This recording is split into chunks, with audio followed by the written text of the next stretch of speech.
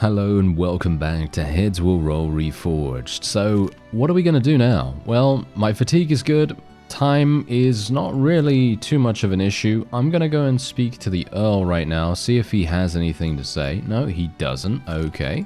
And that means that we probably want to go to Greenwich and speak to Alyssa. Someone almost slept through all the fun. Good morning, Countess. Did something happen? It did, and it is something good for a change.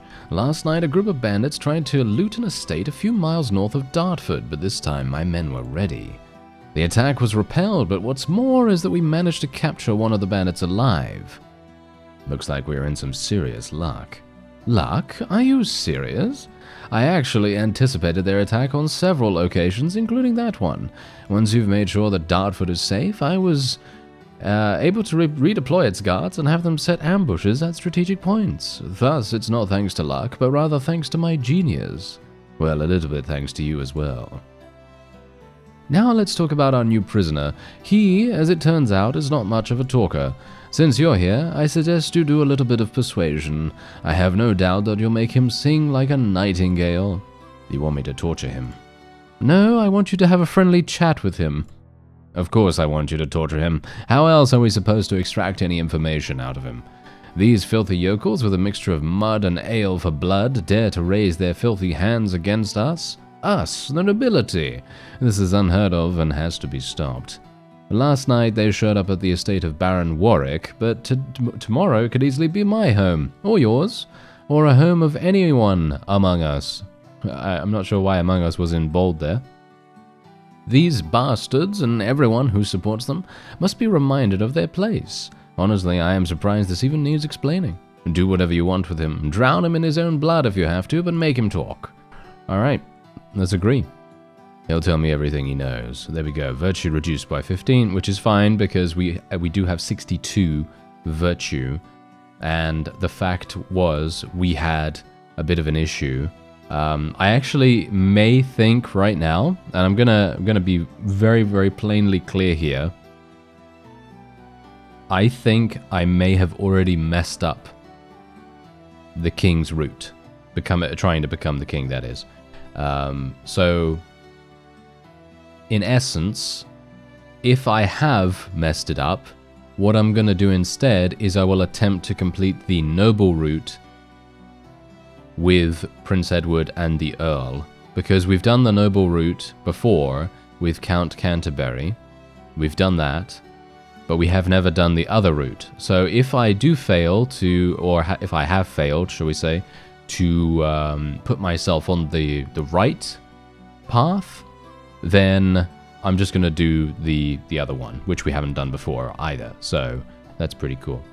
So, let's see. The bandit captured by Alyssa's men happens to be a young man about your age. Of course, he refuses to tell you anything, replying only with silence and a look of disdain.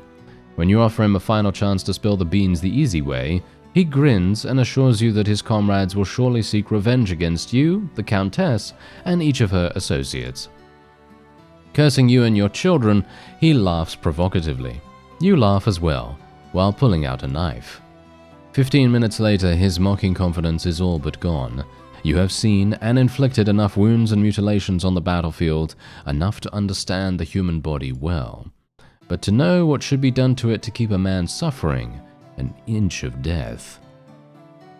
Cut after cut, stab after stab, blow after blow, severed fingers and loose teeth now litter the blood-stained floor. Yet the prisoner remains determined to resist. Only when you slowly drive your knife into his eye does he finally start screaming. By the time his eyeball fell to the floor, his voice had completely broken down, reduced to a bare wheeze. Pathetically slurring in his speech, he babbles he's ready to talk, if you'd just relent. Most of what he says is incoherent, but you manage to glean something about a secret location in the forest. His usefulness having run out, you mercifully slit his throat. You immediately dispatch one of the guards to Alyssa to report the news, while you take a moment to wash the blood off your hands. But no matter how much you rub and scrub, the blood doesn't wash off. And our virtue has been reduced by 70. Yes, that is a significant decrease right there. So we now have minus 10 virtue, but, and this is a pretty big deal here, I believe If I go to Lindisfarne, let's actually just test this out real quick.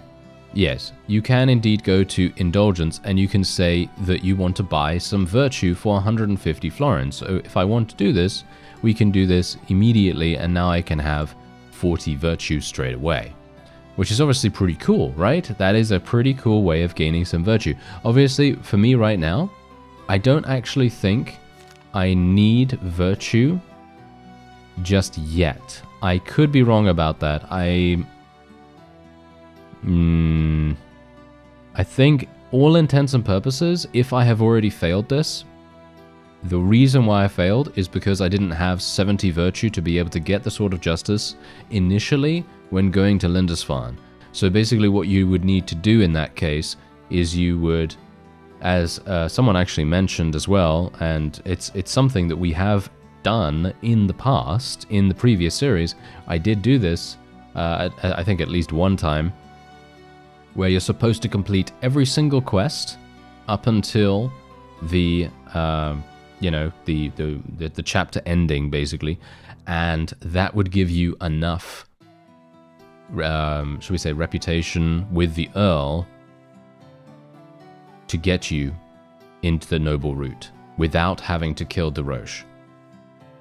And I think I may have already messed it up. So let's just see what happens. I think I might have, which is a little bit sad to be honest, but it is indeed a very, very difficult route to do. So just bear that in mind. Anyway, meet with Alyssa and carry out a plan of capturing the bandits' leader. So we will obviously go ahead and do that. There we go. Here, this place should be somewhere around here. To be honest, I still can't believe that we're about to finally catch that scoundrel. Just a couple of weeks ago, he and his men had the entire area shaking in terror, but now it's us who have got them by the throat. And the best part is, they don't even realize it yet. Hold your horses, milady. Don't start celebrating too soon. If this Duncan fella really is at least half as dangerous as you've described him, then this is far from over. He is bloodthirsty and resourceful, but his strategic acumen extends only to setting up crude ambushes. He and his men are no match for you.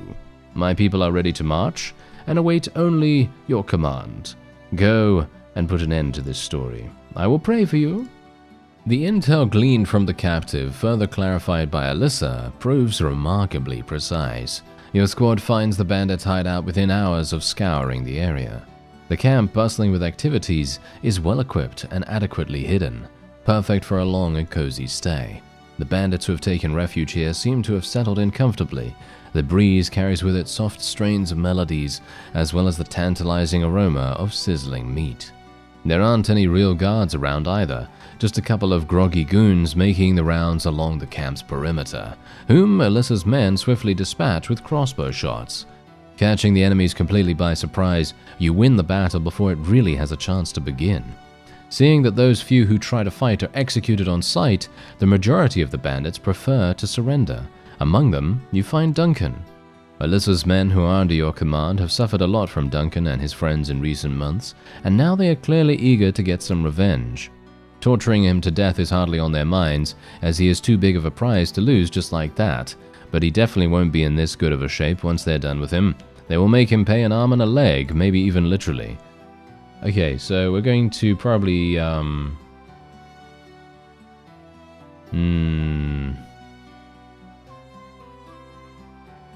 probably interfere.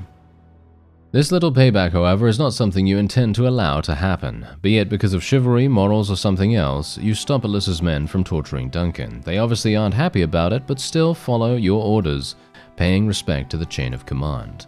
While the men are preparing the captives and the loot for the journey home, you, for a short while, find yourself alone with Duncan, who thanks you for what you did. This show of gratitude, however, is quickly followed by a smirk, with which he deems this act of virtue utterly meaningless, as the Duchess will not only execute him, but put him through something much uglier than anything the soldiers might have come up with. 2 of his mates, for example, recently ended up being flayed and then burnt alive, by the personal orders of none other than the young Lady Caldwell herself. When you ask Duncan whether he is afraid of sharing their fate, he straight up laughs at you, offering you to do a quick thinking exercise. He got his hands on enough gold to travel far away and live as a king, and yet he is still here. living in a mud hut, sleeping with his sword, and regularly risking his own life in skirmishes against local lords. Why would he live like this? Why wouldn't he adorn himself in silk instead of blood-soaked chainmail? Why would he be the Prince of Thieves instead of becoming Duke of Sussex or Count of Kent? And most importantly, why he, a murderer and a thug according to some, is met with open arms in any peasant's house? Why are men ready to risk their lives for him, and why do women name their sons after him? Duncan laughs, seeing your confused expression. Tell me, Sir Knight, what does it feel like to realize for the first time in your life that you're fighting on the side of evil? When you have almost figured out what to answer, a soldier comes to inform you that everything is ready for the journey back. The road back to Greenwich takes you through several villages, all the inhabitants of which, through word of mouth, are somehow already aware of what has happened. And when your convoy makes its way through the streets of another village, a good half of people come out to gaze at you and your prisoner. Interestingly enough, instead of cheering for the capture of a notorious criminal, the peasants show nothing but sullen discontent. And not only that, at some places the sight of Duncan in an iron cage invokes sobbing cries and insults directed at you and your squad. And this is how you take the prisoner to Greenwich. Congratulations on another victory. Call that intuition, luck, or anything else, but I know a hawk from a handsaw. One glance at you is enough for me to tell that you're exactly the man who can and will bring law and order back to Greenwich. Exactly the man I need. Thank you, milady. That bastard Duncan is awaiting his fate in an iron cage. Half of his men have been slain and the rest captured. The bandits are no more. Looks like Greenwich can finally sleep peacefully now. You have no idea how grateful I am to you. The events of the past few months have turned my life into one endless nightmare from which I could never awaken. Now at last I am awake. All the horrors are gone like a bad dream. It's all thanks to you. Thank you. The code of honor compels me to aid a fair lady, especially one as fair as you are. No, no more ladies. You can call me Alyssa now. As you say, Alyssa. Well now, I too remember my promise. In all honesty, I'm not particularly excited about the young prince's ambitious endeavor. My father, in his time at the royal court, was no stranger to intrigues and conspiracies around the throne. According to him, these machinations taught him a simple lesson. As long as your head is still on your shoulders, you can consider yourself a winner. And as long as you're a winner, it's never too late to back out of anything that is looking too risky. Shut up, I know everything. If you were a man who backed out at the first sign of risk, you wouldn't be standing here right now. You can count on my help. Thanks, Didn't I tell you to shut up? Even my limited understanding of military strategy tells me that the prince doesn't have any more time to waste, and neither do you. There's no guarantee that I will ever see you again, and so I suggest you don't waste our precious time talking, and instead help me get out of this dress. And there we go, we got another CG, there we go, that's very nice, I like that. It's actually a very nice touch. Obviously, I do not have the spicy DLC enabled, so obviously if you're interested in that, then you can obviously do that. And otherwise, you can now recruit Count Caldwell's men. There it is. You've received a gift from Alyssa, and we got a personal battle standard which gives us prestige and vitality if we want to use it. And that is indeed it. There we go. Prepare for the assault on London. And how are we doing?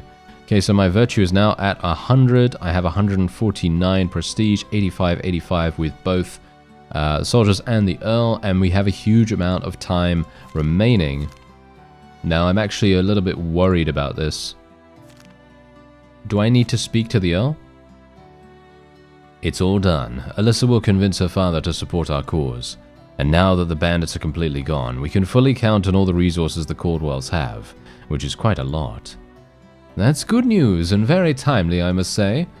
We almost started to think that sending you to the Countess was a mistake, but it looks like you did the job. I did, and maybe it's time you finally stopped doubting me. Ha! Stop doubting you? If I had even an ounce of doubt in you, boy, we'd have left you back in France. I'll be damned if you're not one of the best soldiers in the whole damn army. The Earl is right. You have proven more than once that you can be counted on. Such things I don't forget. On Monday we march on London, and by evening I will either be king or dead. If it all ends well, then the reward won't disappoint you. Thank you, sire. And if not, then this is my fate. Get yourself ready, sir, to depose me. We've got some tough times ahead of us. Alright, very nice. Okay, so that's basically telling us, yeah, everything is done. Everything is absolutely 100% done, and all we need to do now is just train a little bit. And that's exactly what we're going to do. During the next 2 days, warbands of various quality and size, under all kinds of banners, gradually begin flocking to Dartford from every corner of this part of the realm. Once the castle and the surrounding grounds run out of space to accommodate the newcomers, this newly formed army moves to Greenwich, which replaces Dartford as the main rally point. Alyssa, of course, also fulfilled her part of the deal, joining forces with the army and providing resources to sustain its presence. Your first opportunity to acquaint yourself with the plan of the upcoming campaign comes on Saturday, during the war council held by the Prince and the Earl for all of the counts and barons who have decided to support your cause. According to the Earl's spies, Canterbury, aware of the Loyalist forces' build-up, has secured a large sum of money from Parliament and is now ceaselessly conscripting men and hiring mercenaries to form his own formidable and ever-expanding army. On top of that, he is also said to daily receive endless caravans with supplies, so numerous that all of the roads to the north of the capital are crowded with wagons. This scale of military preparation was an obvious sign that Canterbury was awfully serious and ready, if necessary, for a prolonged struggle, making him impossible to defeat in a war of attrition. Against every soldier that Prince Edward had, Canterbury could easily muster 2 of his own. And what's even more important, both of them would be well armed, well equipped, and well fed for the whole course of the campaign. Dartford and Greenwich were not the poorest places in the kingdom by far, and yet they alone could hardly provide enough supplies for your forces for more than 2 or maybe 3 weeks. After that, there'd be simply no more food left, and when there is no food, there is no army. Thus, the seemingly only chance you had to come on top in this conflict was in acting decisively and trying to turn the rebels' large-scale preparations against themselves. Numerous forces that Canterbury has been assembling were still rather poorly controlled, ragtag, and scattered in many places around the capital. All of that meant that the rebel army was split in 2 by a long distance and a river, and thus those parts were unable to come to each other's aid. With that, a large portion of the forces to the south of the Thames consisted of freshly conscripted soldiers who had 0 military experience. So that's obviously going to be extremely impactful for us. Okay, here we go. So, yeah, I kind of mistakenly trained a little bit too much because I wanted to get my endurance really high here. But yeah, that has now left me a little bit fatigued, which is a bit problematic, but hopefully it's going to be okay. Anyway, here we go. Thanks to the good location of Greenwich, the march does not drain a lot of your energy. The quality of rebel forces becomes apparent as soon as you approach their camp. The enemy attempts to meet you in some kind of a battle formation, but instead of a solid immovable wall, it gives off an impression of a restless anthill. Soldiers are chaotically running from place to place, commanders can't agree on the placements of their squads and shift them left and right, and the wooden wagons that are supposed to act as barricades are, for some reason, being set up way behind the lines. It's all a mess. The only men who seem to know what they're actually doing are a bunch of well-armed mounted warriors standing to the side of the infantry formations with Count Canterbury's personal banner flying over their heads. Alright, here we go. Right, so what I need to do very quickly here is eliminate this guy, or try to eliminate both of these fellows relatively quickly. And if I can do that, what we're going to have is the ability to use respite, a pretty significant amount. And once I do that, well, then we are going to be good. And then I will hopefully not have too much in the way of problem. Okay, wait a minute. I have a bit of a problem with stamina recovery right now, but that's okay. We can use respite a little bit here. As you can see, I'm actually gaining 34 fatigue for a double recovery thanks to our endurance being so insanely good. So I don't really need to worry about this too much. And as you can see, I can literally just do this infinitely, pretty much. And I'm already... look at this. I'm fresh. I'm back down to fresh, which is insane. Okay, so now I can finally start doing some damage. So let's do it. Okay, so we stunned this guy. This is what's absolutely fantastic about the Burgundian Polehammer as well, by the way. The fact that you can literally chain stun someone while dealing damage as well, by the way, while dealing damage. It is not a case of just, you know, randomly having a chance to stun them and doing 0 damage. No, no, no. You're doing damage and you have a very high chance to stun. So it is exceptionally, exceptionally good. And of course, as I said, it does have a weakness in the fact that it is not very capable of dealing with shields. But in the grand scheme of things, I would much rather have this capability. I mean, literally, look at this. This guy is unable to do anything because I am just stunning him. He is stunned completely right here. And we can also inflict injuries so much more often as well. Look at how simple that is. Extremely, extremely powerful. And my fatigue is completely fine too. So we really don't have anything to worry about. Unfortunately, these guys are being kind of annoying, and I am going to need to spec a little bit more into coordination. I do realize that my coordination has taken some serious, well, some serious hits over the course of the time playing. So yeah, that's somewhat unfortunate, because that is indeed making things more difficult than they would have to be with our stamina recovery, that is, because we are only recovering 18. I mean, I say only. It's pretty good to recover 18, but we have a lot of stamina. So it would be a good idea for us to try to, you know, maximize our recovery as much as we can. So that's what I'm going to do next. I will be leveling up my coordination.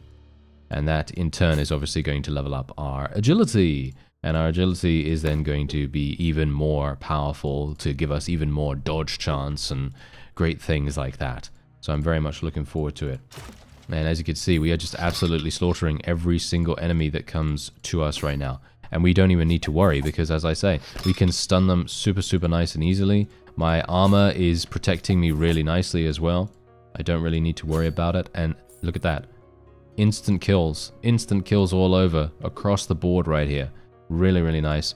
And I'm just going to reduce my fatigue a little bit. Obviously, look at my maximum fatigue to get to the next stage. It is 97 because we have so much endurance. It's very, very important to train endurance. Okay, so I'm actually not fatigued anymore. Wow, that was insanely fast. Okay, so let's just kill this guy off. There you go. He's completely dead. And now we can search the bodies. I mean, I don't really see... I mean, yeah, the loot here is not very good. Let's just say that. But it is going to be better than nothing, so I might as well. Ah, this is actually kind of nice. I am going to wear this. Just a moment. There we go. Let's put that on. Because that is a non-damaged one, so I think that's quite nice. This sudden attack catches the rebels unprepared, forcing them to fight in a messy and disorganized formation. Using their numerical superiority, the enemy tries to crush you through the sheer force of their numbers, but you manage to hold your ground long enough for the main reinforcements to arrive. Unable to defeat your vanguard, and now faced with the arrival of the main loyalist force, led by Prince Edward himself, the enemy begins to rapidly lose morale. Seeing that through the inexperienced part of his forces is coming dangerously close to routing, Canterbury orders his veterans to enter the battle. And here we go. Alright, so I am injured, but that is actually fine. I do need some health, so let me just heal with some of this medicine that I brought with me. Yes, I know. Very unusual for me to have medicine with me. And we're now full. Okay, so I do have stamina recovery being reduced a little bit, but that is really not that big a deal. And we can literally just hit this guy. He's dead instantly, thanks to Skull Ring. Ah, and we have Roger. Hello there, Roger. Well, hello there, son. It seems that the fate is crossing our paths for a second time, which is very convenient, as after our last encounter I ended up being a little in your debt. But don't worry, son, this time I'm ready to return the favor with interest. Okay, so we are going to obviously murder him. Yes, we are going to murder him 6 ways from Sunday, and he has no idea what is about to befall him. Because, let's face it, I can probably do a critical strike instantly here, or at the very least, I can just stun him to death. He is getting some pretty lucky hits on me right now, which is not exactly great, but he does get stunned very, very nicely here. We're going to basically leave the guy This guy also has the Sword of Justice, by the way. Roger has the Sword of Justice, so I'm kind of hoping that that is going to help us to potentially become king. We'll see. I'm not sure if we can actually loot it from him, to be honest, in this situation. Maybe we will be able to, maybe we won't. Okay, so all I'm going to do now is I'm just going to regenerate. Just going to be extremely regenerating all the way to the maximum that I can. Then we're just going to use respite a little. There we go. Yes, give me that double recovery. Thank you, thank you.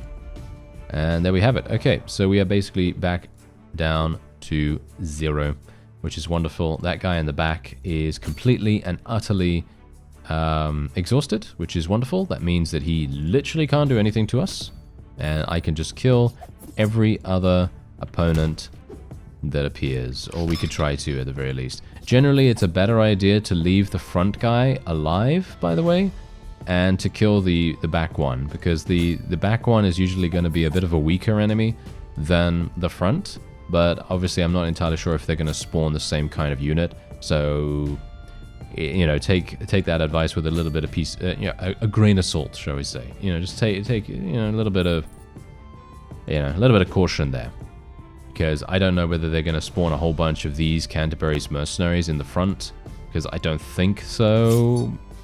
But yeah, it may very well just be better just to go for whatever you think at the time. You know, it depends on your character as well. Anyway, we've got another helmet here. We've got another trinket, some really nice... Ooh, another armor sleeve. That's fantastic. Okay, I will definitely be using that in a second. All right. Ah, there's the Justice Sword. This is actually not the... This is not... Is this the Sword of Justice, actually? This might be the Sword of Justice, actually. If that is indeed the case...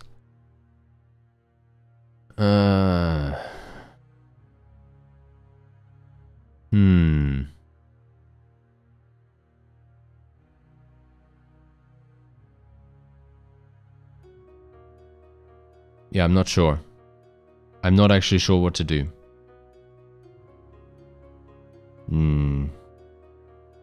Yeah, okay, well, whatever the case, all I do know what to do is, you know, equip this thing. This is going to make a big difference to us, or at least I hope so.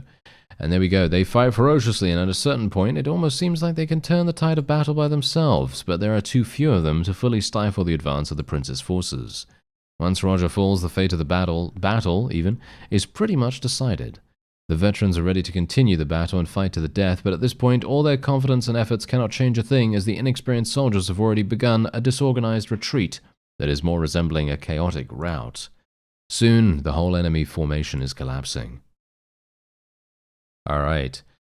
Standing over Roger's body, hardly further than a couple of dozen paces away from the enemy, you can hear one of Roger's sergeants assuming command of what remains of his men, gathering all survivors around him and once again raising their banner. However, instead of ordering a retreat, he rallies his comrades for an attack to recover the body of their fallen commander. Lowering their visors, the men, exhausted and bloodied but unbroken and forever loyal, once again move forward, this time fighting for something personal. Seeing the fury with which veterans, driven by a sense of duty to their fallen brother, rush into this last suicidal blow, you involuntarily think about stepping back and allowing them to take Roger's body, avoiding a senseless meat grinder. Looking around, you realize that neither Northampton nor the prince is nearby, and even the sergeant whose advice you could count on in such a situation was far on the left flank. The decision is yours to make. In confirmation of this responsibility, you notice numerous questioning glances from your comrades, awaiting your order. And judging by their battle-weary faces, they are clearly counting on you to order them to retreat. Moreover, this is the rare case when the manifestation of nobility in relation to the enemy will help save the lives of your own soldiers. After all, the last thing you want is to get some more of your people killed in the last minutes of an already won battle, or worse, die yourself. Alright, what I'm going to do here, I'm actually going to do something a little bit different. Because here's the thing, okay, right? Every single time I have done this decision, I have always allowed the veterans to recover Roger's body, and spoilers, the Earl and the Prince both agree that that was the way to go, and that was a really, really good thing to do. However, I am a little bit worried about my virtue level, because I have heard that you need a certain virtue level to guarantee a decision by Alyssa. Basically, there will be a proposal later on. I'm not talking about a marriage proposal here, but more of a, shall we say, shady plan. A shady plan that she suggests to you. And you need to have, I believe...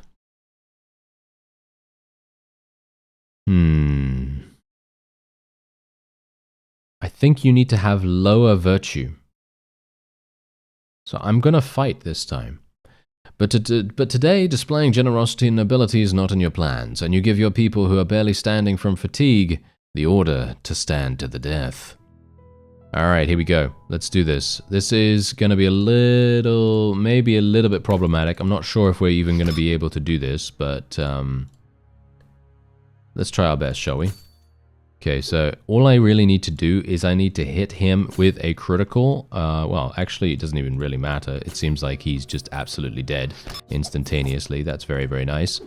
And now we can just deal with the rest of them without too many issues. Hopefully, we're going to be fine. I must remember that I do not have the redstone ring, because in my last playthrough, obviously, we had the redstone ring, and that was allowing us to, you know, do some cool stuff.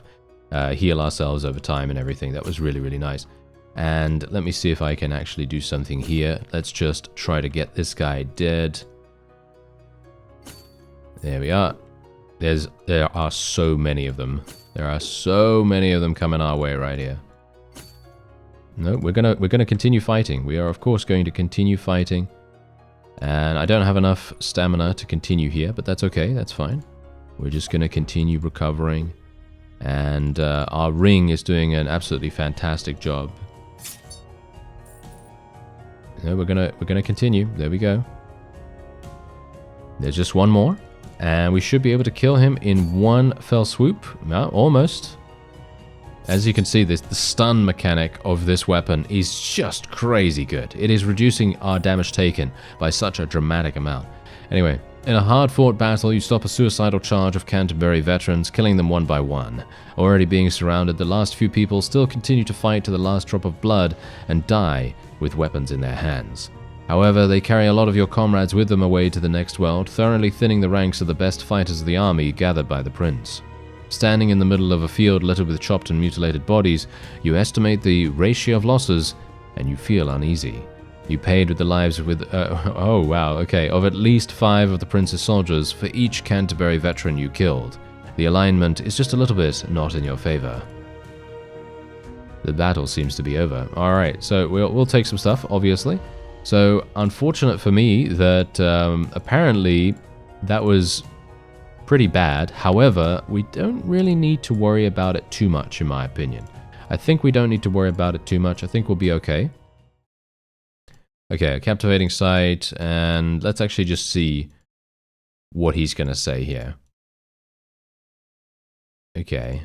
Ah, yes. See that pile of corpses over there in the center? A pile of corpses of our soldiers? It didn't have to be there. It shouldn't have. And it took someone's unbelievably awful decision for it to appear there. Now, I just have to reiterate that I made this decision because I wanted to try to reduce my virtue a little bit. And also, I wanted to see what happens. Because I have had this decision before, and I've made the other decision multiple times. So if you haven't seen my previous series, you should probably take a look at that, because we make the different decision, then you get to see what these guys say to it. Okay, forcing Canterbury's veterans into a last stand was a really awful move, especially considering that they were ready to back off. There we go, yes. Okay, so yeah, no, I understand that, but for me personally, I don't really mind. I'm actually very intrigued to see what we have to do in the future here. Okay, so we are just going to continue onward. And there we have it. Okay, we are now in the London chapter. And this is going to be a big deal. This is going to be an absolutely huge deal here. So, obviously Canterbury has suffered a massive, massive defeat. And I do need to do something with my pierced lung, the toxicity, of course. We are maimed. Let's get rid of that. Thank you. And we can, of course, trade. So I'm just going to sell absolutely every single thing that I can here. I'll probably sell the helmet. I don't think I really need to use this, do I? Not sure what you can combine that with, to be honest. Okay, well, we'll just get rid of it for the moment. I have the Justice Sword right here. I don't know whether that really... I'm not sure if that is actually the thing that they were talking about.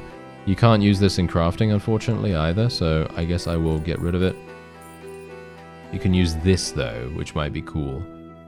Get rid of that. This, and there we have it. Okay, so we now have over 10,000 in gold, which is amazing. And we can, of course, get even more of it with leather. Okay, there we go. Very nice. Very nice. Okay, let's have a look at this. Okay, now let's just find and kill Ruffin. We can go to Greenwich anytime. Let's go to Greenwich and actually see. Congratulations on another victory, my hero. The news of the rebels' defeat inflicted by you under London has already reached me, but I would be very happy to hear a detailed retelling of this story from your lips. 1 second. I'll have the servants bring the best wine from the cellar.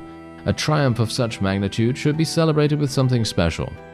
Thanks for the congratulations, Alyssa, but it might be better to hold off on the wine a little. Canterbury has been routed and the capital is now in our hands, but the definitive victory is still a long way off. Oh, is that so? And here I was told that Canterbury had allegedly died in battle and that all his rebels had dropped their weapons and scattered in the surrounding woods. So these rumors are, as usual, somewhat exaggerated. Exaggerated, and not even somewhat. As I said, we did manage to take advantage of the Count's troops' disorganization and inflict a defeat, forcing him to abandon the capital. However, the rebels are still very far from being completely defeated. To our knowledge, Canterbury has withdrawn to Oxford and is now once again assembling forces there from his vast reserves. Northampton says seizing London has been extremely fortunate for us, and the Count will not make us a second such gift. So we all have challenging times ahead. So that's how it is. You know, I might appear overly materialistic in your eyes, but maybe this outcome of events isn't all that bad for us. Oh, really? Well, why not? Thanks to the war, you've become a knight, met me, and sat at the same table with the Crown Prince himself, a soon-to-be king. War is a time of opportunity, especially for people like you. And now you'll have me on your side as well. And as we have already seen from the story of the sheriff and his crony Duncan, your sword and my smarts are a formidable combination. So now we'll be able to not just take advantage of opportunities, but squeeze the absolute maximum out of them. Sounds extremely promising, especially if you don't think about the fact that war is also a possibility of being impaled with a spear or a sword at any moment. Nonsense. Scars adorn a man, so depose me, and so do titles, lands, and gold. And while you're already doing great with the former, the rest can obviously still be worked on. But don't worry, I'll take care of it. If we're indeed in the middle of splitting a big pie called the Kingdom of England, why shouldn't we take a good bite of it ourselves? I don't know what's on your mind, but I think we should be wary. Trying to outsmart the crooked sheriff is one thing, getting involved in the intrigue surrounding the royal throne is quite another. The war has indeed provided me with many opportunities, but I've been able to not miss out on them by following one simple principle: do what I'm told and mind my own business. I don't think it would be wise to conspire behind the backs of such people as the Earl and the Prince. God, you're such a bore, I can't even daydream with you around. You can relax, I'm not going to drag you into anything. After all, your health and well-being are also in my best interest, so I'll just stick to helpful advice. It's up to you whether you'll follow it or not. Okay, so I believe that actually was... I think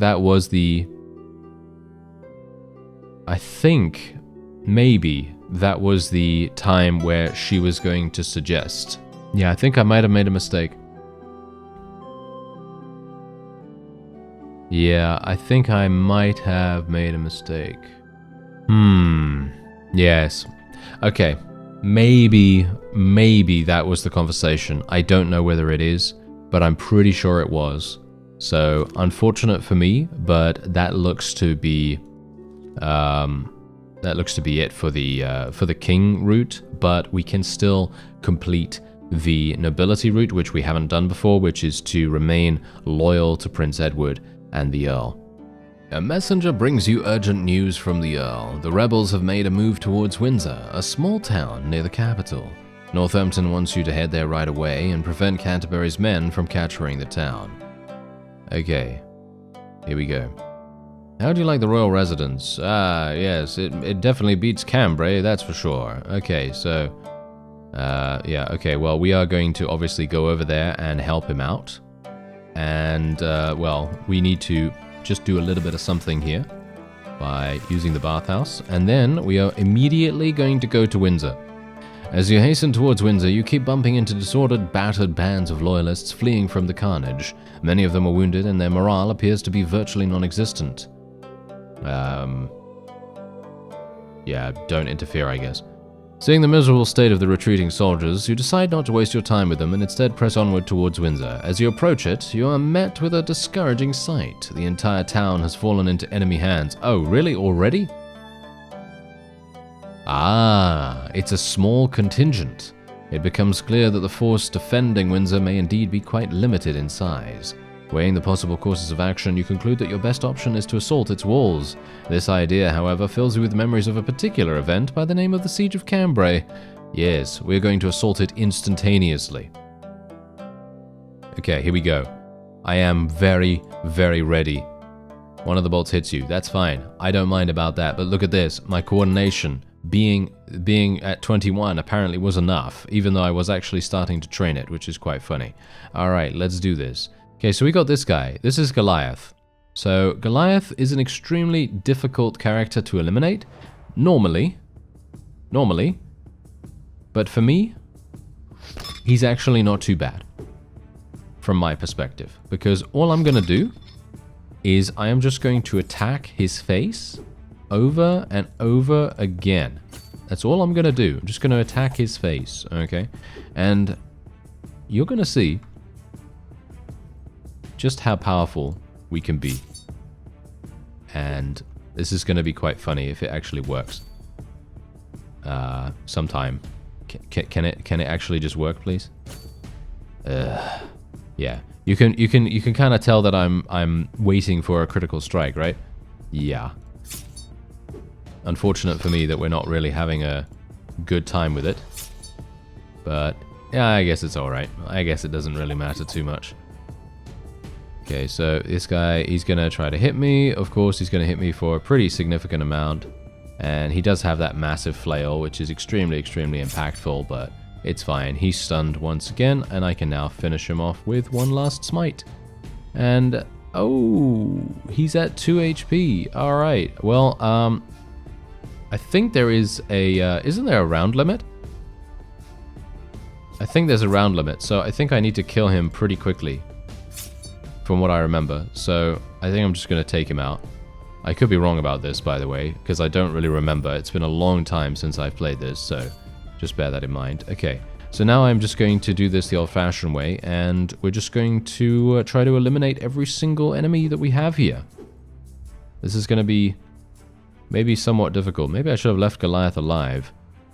Realizing that the tide of battle is turning against you, you decide to order a retreat. Ah, yeah. See, that's what I thought. But we did kill Goliath, and we gained his great flail, as you can see right here. And the great flail is absolutely insane, as you can quite clearly tell. This breaks shields and knocks enemies down, and all that wonderful stuff. I'm perfectly fine with what I currently have. I think the Burgundian polehammer is really, really nice for us. But, yeah, anyway. French forces, led by Northampton himself, arrive only at nightfall when it's already too dark to attempt any more offensives. While the soldiers are busy setting up a field camp, Northampton convenes a war council, during which you deliver your report. Alright, gentlemen, let me be clear. It looks like we're knee-deep in shite. Those scoundrels have captured an important town right under our noses and are setting up defensive positions capable of withstanding a prolonged siege. Any minute that we waste is a minute the enemy spends fortifying their defenses. I wouldn't be surprised if tomorrow morning we'll wake up to that place looking like a veritable fortress, and the day after it may very well get to the point where we'll be needing trebuchets and battering rams to even have the chance of a successful assault. So there's no time to waste.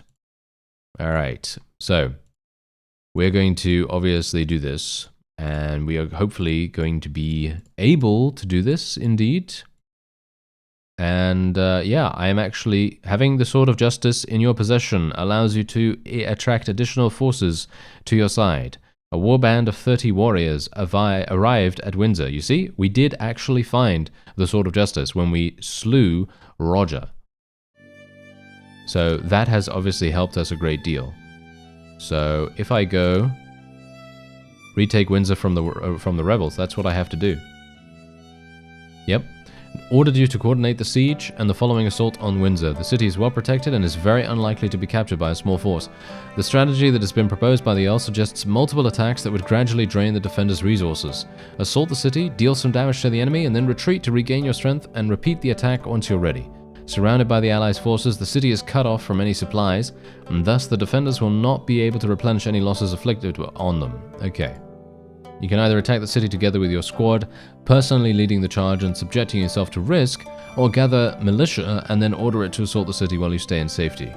In order to gather a militia, talk to the sergeant. Okay. Right. So in other words, as you can see right here, I have slain one, who just so happens to be Goliath. But I think I can actually do this by myself. I think I can literally do this by myself, if I'm honest. Let me just do this. Just going to repair. There we are. Fantastic. All right. So, that is actually going to be it for this episode. And we'll see what happens. And next time we're going to obviously talk to Northampton and we're going to try to retake Windsor from the rebels. And it may very well be that I haven't actually missed out on becoming king, because as far as I'm aware, I think if you have a maxed out relation with her, yep, you do, yeah, we do, look at this, we got 100, so if we have a maxed out relation with her, we may in fact be able to do this, but we need to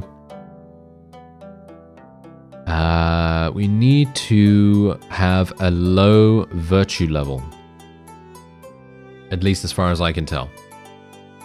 And we need a much lower virtue level than what we have, because I have 72.